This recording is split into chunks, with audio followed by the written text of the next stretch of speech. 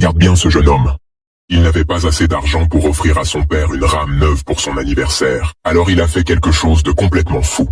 Il a acheté aux enchères une rame complètement détruite dans un accident et a décidé de la reconstruire entièrement de ses propres mains. À première vue, même le prix ridiculement bas semblait trop élevé. L'avant était détruit, les ailes étaient écrasées et la carrosserie complètement déformée. Tout le monde voyait une épave. Lui, il voyait déjà le cadeau qu'il voulait offrir à son père. Alors il l'a acheté et a commencé à la démonter immédiatement. Et c'est alors qu'il a vraiment compris dans quoi il s'était embarqué. Sièges cassés, panneaux manquants, des câbles qui pendaient partout et une énorme quantité de poussière à l'intérieur. Ses amis ont commencé à se moquer de lui. Tu n'arriveras jamais à remettre ce truc sur la route. Sa seule réponse, attendez que mon père la voie. Alors il a continué. Jour après jour, il a travaillé sur le moteur, a réaligné tout ce qui pouvait encore être sauvé et a restauré chaque pièce récupérable. Mais lorsqu'il est arrivé à l'avant de la rame, il n'a plus pu avancer.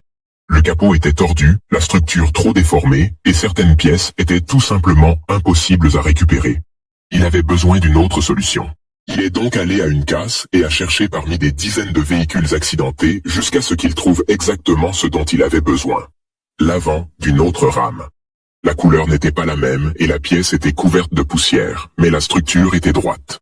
Il l'a immédiatement emportée, l'a préparée, poncée, puis peinte pour qu'elle s'accorde parfaitement avec le reste du pick-up.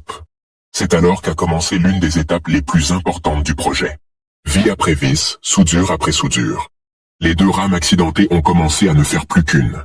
Les ailes étaient alignées, le capot se fermait correctement, les phares étaient remis en place et, pour la première fois depuis l'accident, ce tas de pièces recommençait à ressembler à une véritable rame. Il a serré la dernière vis, a fait quelques pas en arrière et a finalement contemplé son travail. Tout semblait presque parfait. Presque, car en inspectant les pièces une dernière fois, il a découvert un détail capable de remettre en question tout son projet. Les deux rames n'étaient pas de la même année et il devait maintenant découvrir si tout ce qu'il venait de reconstruire était vraiment compatible ou s'il allait devoir refaire une partie du travail.